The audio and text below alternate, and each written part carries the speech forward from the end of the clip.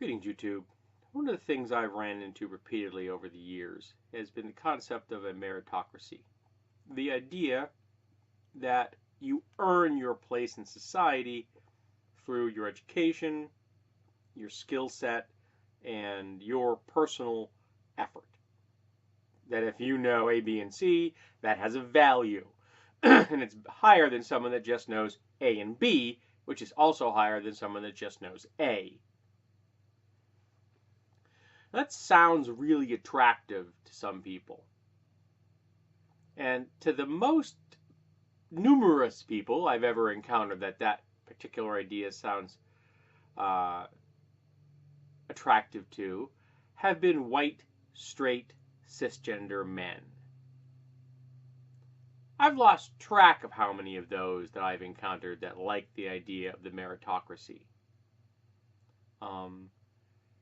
I've also noticed that some of them happen to be members of Mensa. There seems to be a correlation there. I'm really smart.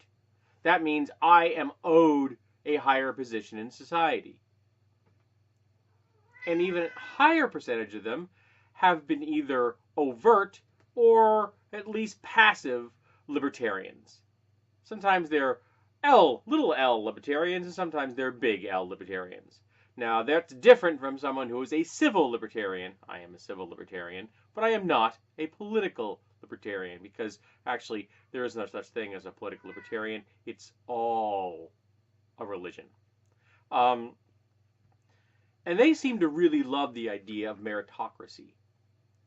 And their love of meritocracy seems to be so deep and so profound that it completely blinds them to all the privilege that they possess that have helped put them into the position they're in.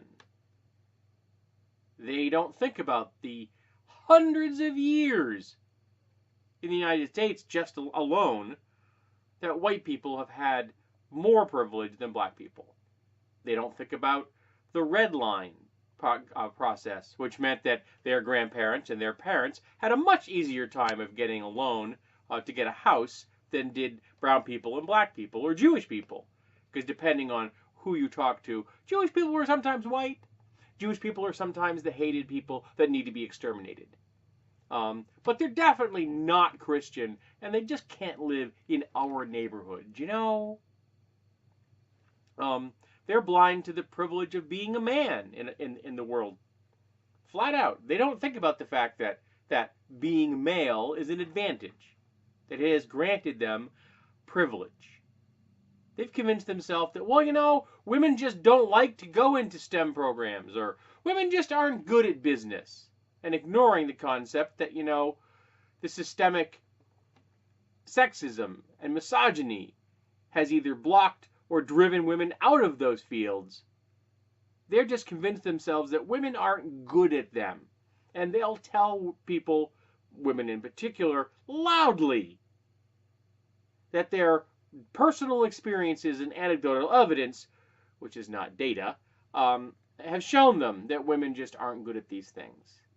Similarly, they will note that, well, you know, gay people just don't want to go into these fields, even though gay people have been blocked from them and in many places can be fired like that just because they're gay. And the same thing applies to trans people who don't have the protections that even many gay people have. And they've convinced themselves that that's because the gay people and the trans people just don't want to do the types of things that have put them, the straight, white, cisgender men, in the position they're in now. It's also interesting that a lot of these men I've encountered have been engineers, all logical-like, many of them in the agnostic, sometimes even in the atheist worldview.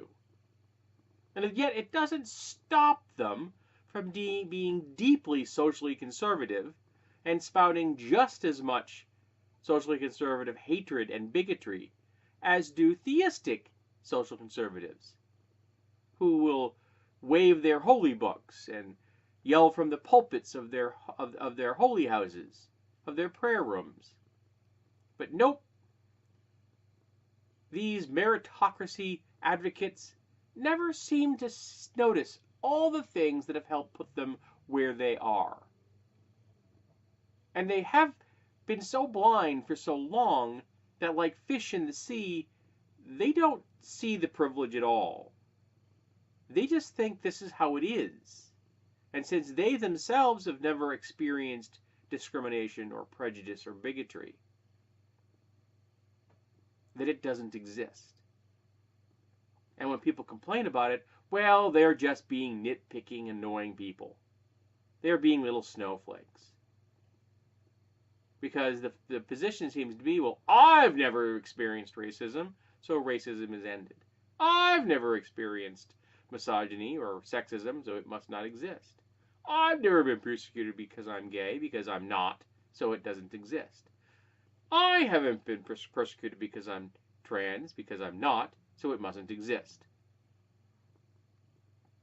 And I've seen it again and again and a tiresome number of times again. Straight, white, cis dudes thinking that their personal lived experience, and yes, that's a real turn of phrase, their personal lived experience is everyone else's personal lived experience. They can't even imagine taking their own shoes off, let alone walking a mile in someone else's. Because why would you take their shoes off? Their shoes are just perfectly comfortable. They've always been there, carrying them through life, helping them to ignore the problems of other people around them. And it's amazed me how the complete and utter lack of empathy, sympathy, and compassion that these guys have for the world around them. That they live in a universe that ends at their fingertips. And there's nothing beyond it. And since they associate with other big guys just like them, they weave this intricate web that convinces them that little bubble that they all share is the bubble that everyone lives in. But it isn't. And I'm tired of it. And I wish they would give it up, open their eyes, and see that the world is some far more complex place than they think it is. That their lives are not everyone else's lives. And they have to put themselves into another person's position to have an understanding. That it is possible to feel sympathy, empathy, and compassion for another person, even though you have not experienced their lives. And I've worked on that. And I'm working on it. And will continue to do so. Hoping to get better at it as I grow. I can't put my blinders back on. I can't pretend that my experience is everybody else's. I can't pretend that racism is over in America, that we progressives had won, because we didn't. 2016 showed me that. 2018 showed me that.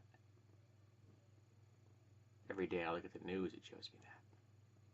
And I'm tired of the straight, cis, white dudes telling me what I'm seeing and hearing doesn't exist.